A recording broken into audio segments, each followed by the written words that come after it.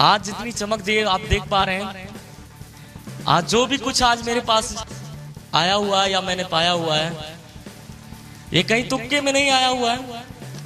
यहां से 4 साल पहले की एक घटना बोल सकते हैं या शुरुआत बोल सकते हैं कि मेरी जिंदगी की शुरुआत हुई थी 4 साल पहले इस बिजनेस के अंदर गोरखपुर से।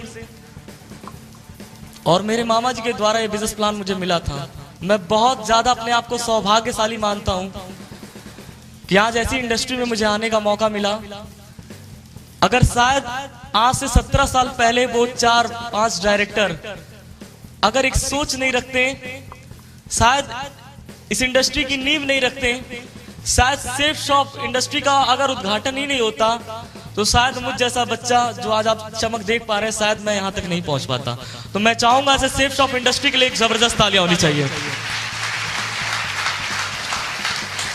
और आप लोग को आपके उज्जवल भविष्य की मैं शानदार कामना देते हुए मैं इस बात का आपसे वादा करता हूं कि अगर वाकई में आपकी सोच आज से पहले क्या थी मैं नहीं जानता हूं, लेकिन वाकई में अगर आपकी सोच डायमंड बनने की है, कंफर्म जीवन में कुछ करने की है, तो आज इस प्लेटफॉर्म में आप आ चुके हैं safe shop industry.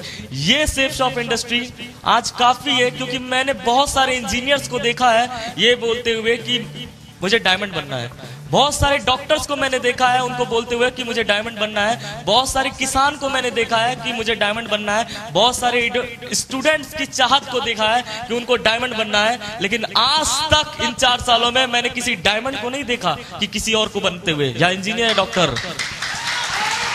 Thank you. तो बधाई हो वही इंडस्ट्री जो मुझे 4 साल पहले गोरखपुर में मेरे मामा जी के द्वारा मिला था।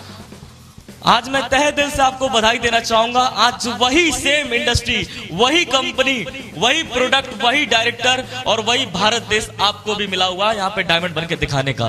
तो क्या आप लोग तैयार हैं?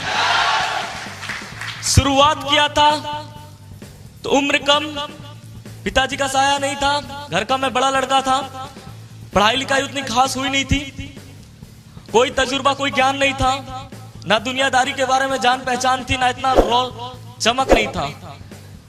तो मुझे याद है वो भी दिन की जब 4 साल पहले मेरे पास कुछ नहीं था, ना मान सम्मान, ना इज्जत, ना शोहरत, ना सूट, ना जूते पहनने की भी कुछ नहीं था मेरे पास। तो उस समय इस इंडस्ट्री में मेरे पास केवल इकलौता एक चीज था जिसकी वजह से आज ये सब आया है, और वो कोई और नहीं, मेरा senior appliance Shri Deepak Kumar sir थे। मैं चाहूंगा सर के लिए एक जोरदार तालियां। और आप सभी लोग को बधाई देना चाहूंगा कि अगर ऐसी मेंटरशिप की गाइडलाइन में रहकर, अगर ऐसी सीनियर अपलाइन की उंगली पकड़कर ये 16 साल का बच्चा शुरुआत किया था, 16.5 साल की उम्र थी, ना पिताजी का साया था, कोई ना बैक सपोर्ट था, भारी कुछ नहीं था, ना दुनियादारी के बारे में जानकारी थी, लेकिन सर की बस उंगली पकड़कर इनकी गाइडलाइन में चलकर जो काम एक समय असंभव दिखता था, कभी दिखता नहीं था कि ये छोटा सा बच्चा कभी डायमंड बन पाएगा। लेकिन सर ने एक बात बहुत अच्छी बोली थी, जब बिजनेस में मैं आया था तो मुझे समझ में नहीं आ रहा था कि मैं डायमंड बन पाऊंगा कि नहीं बन पाऊंगा। ज्यादा पल्ला भारी रहता था ना की तरफ से, क्योंकि जिसको भी प्लान देता था हमेशा एक ही बात बोलता था, तू अभी बच्चा है, तूने अभी दुनिया नहीं देखा है, तुम्हें मालूम नहीं है कैसे इंडस्ट्री आती है चली जाती है, लोग बनते होंगे लेकिन तुम नहीं बन पाओगे। हमेशा बच्चा होने का मुझे आभास दिलाते थे, और बच्चा था भी मैं, कुछ जानकारी नहीं थी। लेकिन सर ने एक बहुत अच्छी बात बोली थी। मैं सर के सामने गया और जाके मैंने ज्वाइन करने के बाद पूछा, सर देख लीजिए एक बार ऊपर से नीचे, मुझे काला पीला उस समय दिखता था, सफेद एक टी शर्ट था, मामा जी का गिफ्ट किया हुआ, उसी को पहन के हीरोजुम साइकिल थी मेरी पास जब इस कंपनी को शुरुआत किया था, और माँ का आशीर्वाद था, और अंदर हौसला था कुछ करने का, क्योंकि कुछ करना था, क्योंकि भाई बहन को पढ़ाना था, 8 लाख का कर्जा था हटाना था, बहन की शादी की जिम्मेदारी थी, खुद की जिंदगी को संभालने की जिम्मेदारी थी, ये सब जिम्मेदारी मेरे कंधों पे थी। तो ये मैं लेके जी रहा था और यही सोच रहा था कि कोई अवसर भगवान दे, और बहुत ज्यादा तड़प था इस बात का कि बस कुछ करने को मिल जाए, करके हम साबित कर देंगे, ये अंदर तड़प चल रहा था। लेकिन दुर्भाग्यवश ऐसा कोई रास्ता आज से 4 साल पहले मुझे मिल नहीं रहा था। लेकिन मेरी नानी समझते हैं आप लोग, नानी जी, ये वाली टीम इंग्लैंड से आई है, वहां भी नानी होती होंगी भाई साहब, लेकिन जींस वाली होती होंगी, यही तो फर्क होगा। Thank you. नानी कभी भी आती थी हमारे घर पे, क्योंकि वही एक नानी नाना सहारा थे, मौसी मौसा और कोई अपना था नहीं। क्योंकि आपको मालूम है जब गरीबी दस्तक देती है तो अपने कहने वाले लोग भी किनारा कर लेते हैं। यस और नो? तो ऐसा कुछ कंडीशन चल रहा था, लेकिन नानी आई और एक बात बहुत अच्छी बोली उन्होंने। हमेशा दुख पड़ता था मेरे परिवार में, माँ कभी रोती थी, कभी तकलीफ में आते थे ज्यादा, तो हमेशा नानी एक बात बोला करती थी मेरे परिवार से कि बेटा घबराओ नहीं, ऊपर वाले घर देर है मगर अंधेर नहीं, एक दिन मौका ईश्वर जरूर देगा। और उसी बात को लेकर मैं चल रहा था, जी रहा था, और सौभाग्य से मामा जी से मुलाकात हुई। 4 साल पहले बिजनेस मिला, अपलाइन आया, और मैंने अपलाइन जब बिजनेस करना शुरुआत किया तो कहानी वहीं से शुरुआत होती है जहां से आपने आज शुरुआत करने का फैसला लिया है। यस और नो? क्योंकि सास भी कभी बहू थी, तो वहीं से मेरी भी कहानी शुरुआत हुई। प्लान देने की शुरुआत किया, लोग बच्चा बोले, पता नहीं क्या क्या नहीं बोले, लेकिन अपलाइन के पास जब मैं गया तो संभल गया। क्योंकि जब इस बिजनेस में एक ही चीज मुझे समझ में आई इन 4 सालों में, अपलाइन इज ऑलवेज राइट। अगर अपलाइन किसी के पास मजबूत है तो 100% पूरी दुनिया की ताकत एक तरफ, और अगर अपलाइन एक साथ खड़ा हुआ है ना तो पूरी दुनिया भी मिलके आपको डायमंड बनने से रोक नहीं सकती, अगर अपलाइन आपके साथ खड़ा है। Thank you. और अपलाइन के पास मैं गया, जब लोग बोलते थे बच्चा है, नहीं होगा तुझसे, ना तजुर्बा, ना अनुभव, ना ज्ञान, ना कुछ नहीं था अपने पास, तो अपलाइन ने मुझसे एक ही चीज बोला था, सौरभ हो सकता है तुम अपने टैलेंट से डायमंड नहीं बनोगे, हो सकता है नहीं बन सकते, हो सकता है कि आप पक्का नहीं बनोगे, लेकिन अगर एक बात समझ लो तो हो सकता बन जाओ आप। तो मैंने बोला सर कौन सी बात? तो सर ने एक ही चीज बोला था कि सौरभ चौधरी, मान लो अगर कोई ट्रेन, आप लोग भी मान सकते हैं, अगर कोई ट्रेन पटना से अगर दिल्ली की तरफ जा रही है और स्लीपर S2 में जाके, S2 वाले बुगी में 13 नंबर बर्थ पे एक विकलांग का लड़का बैठ जाए, और उसके बगल में 13 में 14 में, S2 में 14 में ही नंबर पे एक बहुत तेज दौड़ने वाला धावक, बहुत स्पीड में दौड़ता है और बहुत सुंदर दिखता है और बहुत अच्छे परिवार का है, वो उसके बगल में जाके बैठ जाए। अब मैं आप सभी लोग से जानना चाहूंगा, अगर कोई ट्रेन यहाँ से निकल रही है पटना से दिल्ली की तरफ से, और S2 में 13 नंबर पे एक विकलांग बैठा है, 14 नंबर पे बहुत तेज दौड़ने वाला लड़का बैठा है, आप मुझे बताइएगा थोड़ा कि दोनों में से पहले दिल्ली कौन पहुंचेगा? ये वाले डाउट में आप लोग तो बहुत ज्यादा चालाक हैं। मैं कहा उस समय कि नहीं सर, वो वाला दौड़ने वाला पहुंचेगा, क्योंकि दौड़ाक है, बहुत तेज दौड़ सकता है, टैलेंट स्किल उसके अंदर है। तो उस समय मेरे गुरुजी ने समझाते हुए कहा था कि सौरभ, जिस तरह आप लोगों ने बोला दोनों पहुंचेंगे, उसी तरह मैंने भी समझदारी से जवाब दिया कि सर अगर ट्रेन दिल्ली 11 बजे पहुंचेगी तो दोनों टाइम पे वहां एक साथ पहुंचेंगे, अगर दिल्ली 6 बजे अगर ट्रेन पहुंचेगी तो 6 बजे दोनों एक साथ प्लेटफॉर्म पे उतरेंगे। तो सर ने उसे समझाते हुए मुझसे बोला था, सौरभ चौधरी, इस बिजनेस में अगर आप आ गए हैं, ज्वाइनिंग ले लिया है, 8, 9, 10 हजार, 20 हजार, जिस भी पैकेज को लेकर आपने ज्वाइनिंग ले लिया है, लेने के बाद जिस भी धर्म, जिस भी गोत्र, जिस भी जाति से आप हैं, इस बात का कोई फर्क हमारी इंडस्ट्री को नहीं पड़ता। क्या पढ़े लिखे, कम पढ़े लिखे, इस बात से कुछ नहीं फर्क पड़ता। छोटे हैं, बड़े हैं, मोटे, काले हैं, पीले हैं, जैसे भी हैं आप, किसी बात का फर्क नहीं पड़ता है। लेकिन अगर आपको जीवन में कुछ करना है तो इस बात से इंडस्ट्री में बहुत फर्क पड़ता है। और अगर आप टिके रहेंगे और सिस्टम में ज्वाइनिंग आके, इसमें ज्वाइनिंग लेने के बाद टिकट कटाकर चुपचाप से सिस्टम में आके बैठ जाएंगे, जिस तरीके से वो ट्रेन जा रहा है अपनी मंजिल में, अगर आप भी चुपचाप से टिकट कटा के बैठ लेंगे तो ऑटोमेटिक आप भी ट्रेन के साथ पहुंची जाएंगे। यस और नो? Thank you. और मैंने भी कसम खा लिया कि सर जो बोलोगे, माँ की बात एक समय के लिए कट सकती थी लेकिन अपलाइन की बात नहीं कटती, क्योंकि उस माँ को भी खुशियां देना था कहीं ना कहीं से लाके। तो मैं सोचा इनके पास खुशियां हैं, इन्हीं से चुरा के मैं ले जाऊंगा खुशियां को। और मैंने अपलाइन की बात मानी, जैसा जैसा अपलाइन बताया वैसा वैसा मैंने करने की शुरुआत किया। शुरुआत में लोग जुड़ते नहीं थे, प्लान दिखाते तो प्रॉब्लम आती थी, मैं प्लान दिखाने जाता नहीं था, डर लगता था। तो सर ने बैठा के एक दिन प्लान दिखाना सिखाया और फिर बोला, फिर भी मैं डरता था, प्लान दिखाने नहीं जाता था, लेकिन सर ने एक बात बोली, उस दिन से मैंने प्लान लेके बेड़ा शुरुआत किया। सर ने बोला कि अगर आप प्लान नहीं दिखाते इस बिजनेस में तो ये बिजनेस आपका नहीं है, ये बिजनेस अपलाइन का है, आप अपलाइन के लिए बिजनेस कर रहे हैं। जिस दिन से आप प्लान दिखाना शुरू करेंगे उस दिन से आपका ये बिजनेस होगा। मैंने बोला सर डर लगता है। तो सर ने एक ही बात बोला था, अगर आपको तैराक बनना हो, अगर आपको तैराक बनना हो तो नदी के किनारे खड़े होकर चिल्लाने से कि मैं तैराक बनूंगा, मैं तैराक बनूंगा, मैं तैराक बनूंगा, तो कभी तैराक बनने वाले नहीं है। आपको तो एक बार रिस्क लेकर नदी में पैर डालना ही पड़ेगा। और जिस दिन से आप नदी में पैर, थोड़ा रिस्क जरूर है लेकिन जब तक आप ये रिस्क लेंगे नहीं तब तक आपको तैरना प्लान दिखाने से हो सकता पहली प्लान में जुड़े या ना जुड़े, लेकिन आप जब उतरेंगे तो धीरे धीरे सीखेंगे। और एक दिन सीखते सीखते, कहते हैं जो बच्चा साइकिल से गिर रहा है, चलाना नहीं जानता, अगर सिखा दिया जाए उसी बच्चे को तो बड़ा होकर एरोप्लेन भी उड़ा लेता है। यस और नो? तो वैसे ही सीखने की ताकत थी, सर ने सिखाया। फ्राइडे की ट्रेनिंग को बराबर पकड़े रखा, बराबर एकदम बराबर 1.5-2 साल तक बराबर एक भी दिन गैप नहीं हुआ था। मेरा रिकॉर्ड है बराबर शुरुआती दौर में 1.5-2 साल तक। और मैं बना रहा, साइकिल से आता था, बारिश होती थी, बहुत संघर्ष भरा दिन रहा। 4 सालों में जो सीखने का जगह जहां भी रहा, मैंने एक ही चीज देखा, सीजन नहीं देखा कि बारिश का सीजन है, सर्दी का सीजन है, बहुत ज्यादा सर्दी लग रही है मत जाओ, ऐसा सीजन ना गर्मी ना ठंडी, कोई सीजन नहीं देखा।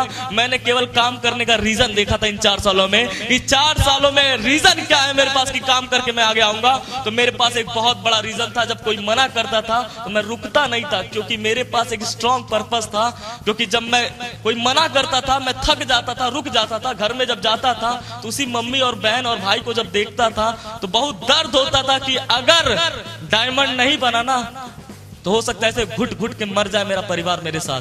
तो इसलिए तो मजबूरी में चाहे कैसे भी करके इस परिवार की हालत को ठीक करने के लिए डायमंड तो सौरभ चौधरी तुमको बनना होगा। और फिर मैं मोटिवेट होता था और फिर घर से निकलता था, फिर प्लान लेकर, और फिर से बोलता था एक बार और करेंगे ट्राई। और इसी चक्कर में ट्राई करते हुए, अपलाइन का साथ पकड़े हुए, आज आपको बताते हुए बड़ा खुशी है, जहां 2 लोगों से बात करते हुए पैर कांपता था, लोग बाल दिखाते थे कि बेटा सबके साथ लोग जुड़ सकते हैं लेकिन तेरे साथ कोई नहीं जुड़ेगा, क्योंकि ये धूप में बैठ के बाल हमने सफेद नहीं किया है। ऐसी बहुत आती बहुत जाती है, ऐसा चलता नहीं है। बहुत बातें हुई लेकिन मैंने अपलाइन और सिस्टम का साथ बिल्कुल नहीं छोड़ा। भरोसा था, भरोसा ठीक उस तरीके से मुझे था कि जैसे आप लोग जानते हैं पत्थर, एक पत्थर समझते हैं आप लोग, एक पत्थर को अगर पानी में फेंके तो डूब ही जाएगा।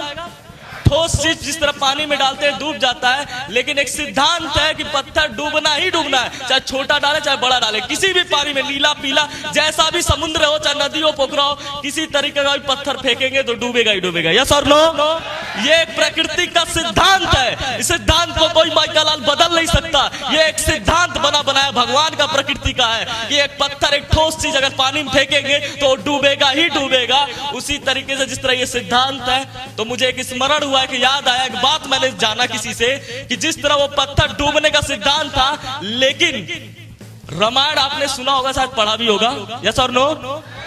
रामायण पावन गाथा है हमारे यहाँ की, उसमें मैंने सुना किसी से और जाना कि वही पत्थर जो एक सिद्धांत था कभी डूब तैर नहीं सकता था, लेकिन जब राम जी रावण तक जा रहे थे, लंका तक जा रहे थे, तो जो महासागर पे सेतु उन्होंने बनाया था, निर्माण किया था, वो पत्थर का ही तो बना था। यस और नो? जो सिद्धांत आज तक का पूरे विश्व का, पूरे ब्रह्मांड का सिद्धांत था, पत्थर एक ठोस चीज पानी में तैर नहीं सकता था, लेकिन एक बना बनाया सिद्धांत टूट गया राम नाम लग जाने से। यस और नो? एक राम नाम लग जाने से पत्थर भी पानी में तैर गया। उसी तरीके से हमारा सिस्टम है, इस सिस्टम पे मेरा भरोसा ठीक उसी तरीके से था कि अगर सौरभ चौधरी तेरे अंदर पनौती है, कम पढ़ा लिखा नहीं जानता दुनिया के बारे में, लेकिन अगर सपोर्ट सिस्टम और अपलाइन का साथ अगर बना रहा तो यहां भी सिद्धांत टूटेगा। तू भी एक दिन इतिहास रच के दिखाएगा, तू भी यहां डायमंड बन के दिखाएगा। Thank you. और यही बात बस बनाए रखा, अपलाइन में भरोसा रखा, माँ की बात, पूरा परिवार था, सबका आशीर्वाद बना रखा और अपलाइन साथ देता चला गया। जहां 2 लोग को जोड़ने की बात आती थी, अभी आप बैठ के सोच रहे हैं लोग आपके साथ 10,000 जुड़ेंगे कि नहीं जुड़ेंगे। आज आपके बीच में प्रमाण के रूप में खड़ा हूं, 20.5 साल की उम्र में 14,000 से ज्यादा लोग जुड़ चुके हैं पूरे हिंदुस्तान में। Thank you. जहां पैसे की बात थी, पैसा नहीं था, घर में खाने की दिक्कत होते थे, बिजली का बिल आता था, मम्मी बगल से उधार मांग के लाती थी। सिस्टम में देखा था लोग पैसा यहां से कमा रहे हैं, इतना ज्यादा पैसा कमा रहे हैं कि भर पेट, जिस तरह खाना खाना बोलते हैं ना, भर पेट यहाँ पे पैसा भी मिल रहा था, भर पेट, एकदम आदमी का दिल संतुष्ट हो जाता। मैं सामने देखता था लोगों को पैसा कमाते हुए, एक हफ्ते का 1 लाख रुपया, तो मुझे भी लगता था यार 1 लाख नहीं आएगा लेकिन 10-10 हजार भी आ जाएगा ना तो इस बच्चे के लिए बहुत होगा। शुरुआत किया था पैसे के लिए और काम करना शुरुआत किया। सबसे बड़ा प्रॉब्लम था, सबसे बड़ा मेरा सपना था मेरे घर को छुड़ाना। जो पिताजी छोड़ के गए थे, 8 लाख का कर्ज था मेरे पर, लोन था उस मकान का, अपना मकान भी नहीं था। तो पहला टारगेट ये लगाया था कि इस मकान को छुड़ाऊंगा। और आज सिस्टम और अपलाइन के आशीर्वाद की वजह से और इस कंपनी की वजह से आज जिस सौरभ चौधरी की उम्र 20.5 साल है, जो अपना मकान बचाने की औकात नहीं थी, वो लोन छुड़ाने की सरकार से औकात नहीं थी। आज इसी बिजनेस और इसी कंपनी और सिस्टम की अपलाइन की वजह से आज अपनी मम्मी को 30 लाख की प्रॉपर्टी रजिस्ट्री करके गिफ्ट में दे चुका हूं, इसी बिजनेस की वजह से। Thank you. एक समय था बिजनेस को साइकिल से शुरुआत किया था। एक समय मैंने सर को फोन किया, दीपक सर हमारे गुरुजी आए थे गोरखपुर में, उस समय रहते थे, काम कर। एक समय था कहीं फॉलोअप करने मुझे ले जाना था। फॉलोअप करने के लिए मैं प्लान दिया था, कहीं एक जगह था हमीनपुर एक गांव है, वहां सर को फॉलोअप करने के लिए मुझे ले जाना था। और मैंने सर को कॉल किया, सर चलना है वहां पे। तो सर बोले, सर भी आगरा के रहने वाले और पहली गोरखपुर आए थे। तो फिर सर बोले कैसे चलेंगे? फिर मैं बोला मेरे पास सर साइकिल है, साइकिल पे चलेंगे। फिर सर भी बोले ऐसे कैसे चलेंगे, अपलाइन को एडिफाई करके ले जाएंगे अपलाइन को तुमने। फिर मैंने एडिफाई भी किया था बम पर, क्योंकि वो प्रधान था अमीनपुर गांव का। तो मैंने उसको बोला था कि अभी हमारे बीच में कैसे सर आएंगे आपसे मिलने, जो एकदम अमीर है और पैसा कमा रहे, कंपनी में धुआंधार सक्सेसफुल है। और वो साइकिल पर दूसरी तरफ मैं ही सोच रहा था साइकिल पर बैठा के ले जाऊंगा तो मेरी बात झूठी हो जाएगी। फिर सोचा कैसे जाएंगे, फिर सोचा सर टेम्पू चले, टेम्पू से। फिर बोला टेम्पो अंदर तक जाएगी नहीं गांव तक, फिर पैदल जाना पड़ेगा 4 किलोमीटर। बहुत मुश्किल से, जब कुछ निष्कर्ष नहीं निकला तो बहुत मुश्किल से सर एडजस्ट करके एक हीरोंडा पैशन प्रो सर के पास एक सर के पास एक गाड़ी थी। उस समय सर बहुत मैनेज करके रिक्वेस्ट करके लेके आए थे। बड़ा दुख हुआ था कि मेरे ही सर में आके मेरी औकात नहीं है कि सर को मैं घुमा पाऊं, लेकिन आज आपको बताते हुए बड़ा खुशी है। सर का आशीर्वाद है और अपनी लगन मेहनत बराबर बनी रही है 4 सालों में। आज काम करने की वजह से एक समय सर को उसने बहुत तकलीफ, अंदर दर्द हुआ था ले जाते वक्त कि दूसरों से गाड़ी मांग के लाना पड़ रहा है, मेरी औकात नहीं अपने गोरखपुर में शहर में घुमा पाऊं। लेकिन आज इस कंपनी में भरोसा करने की वजह से, अपलाइन का हाथ पकड़े हुए रहने की वजह से आज बताते हुए बड़ा खुशी है कि पूरा गोरखपुर से लेकर यहाँ पटना तक अपने कार 4 व्हीलर 16 लाख की होंडा सिटी टॉप मॉडल में लेकर आया हूं फॉलोअप कराने। Thank you. आज इसी बिजनेस की वजह से, जहां पे छुट्टियों का दिन आता था तो मैं और मेरी मम्मी नानी क्या घूमने जाते थे। ऐसा होता है आम घरों में कि जब छुट्टियों का दिन आता बच्चों का तो नानी के घर घूमने जाते हैं, बुआ के घर। वहीं तक अपना दुनिया रहता था, अपना घर नानी का घर, वहीं तक दुनिया था। लेकिन आज थैंक गॉड, आज थैंक सिस्टम, आज इसकी वजह से नानी का घर केवल दुनिया ही नहीं रह गया। आज इसी बिजनेस की वजह से आज देश में, पूरे इंडिया में ज्यादातर शहरों में घूम ही चुका हूं और आज अपने देश में तो पूरा कर ही लिया हूं। लेकिन आज सर लोग की आशीर्वाद और सिस्टम और कंपनी की वजह से, जहां नानी तक मेरी दुनिया सीमित थी केवल, लेकिन आज इसी बिजनेस की वजह से कई देश, हांगकांग, मकाऊ, चाइना, विदेश यात्रा करने का भी मौका मिला इसी सेफ सॉफ्ट इंडस्ट्री की वजह से। Thank you. आज जो भी कुछ हूं, जो भी चमक या जो भी मेरे परिवार में खुशियां रहे, आज भाई पढ़ नहीं रहा था, स्कूल से निकाला गया था पैसे के चक्कर में। मुझे 9th क्लास से स्कूल से बाहर किया गया था पैसे के चक्कर में। बहन को स्कूल से निकाला गया था पैसे के चक्कर में। मैंने भी कसम खाया था जिंदा रहूंगा मरने से पहले अपने भाई बहन को जरूर पढ़ा के जाऊंगा। ये सेफ शॉप इंडस्ट्री की देन है और आज हमारे अपलाइनों का आशीर्वाद है, इनका सपोर्ट था, जिनकी वजह से आज मैं अपने भाई को भी पढ़ा रहा हूँ। भाई की तबीयत खराब थी, हड्डी की बीमारी थी, उनको भी आज ठीक करा रहा हूँ इसी बिजनेस की वजह से। आज बहन को बीटेक कराने की तरफ ले जा रहा हूँ, वो भी इसी बिजनेस की वजह से। और आज माता की भी तबीयत खराब थी, उनकी भी तबीयत जड़ से ठीक करने का अगर सौभाग्य मुझे मिला तो आज इसी सेफ सॉफ्ट इंडस्ट्री की वजह से।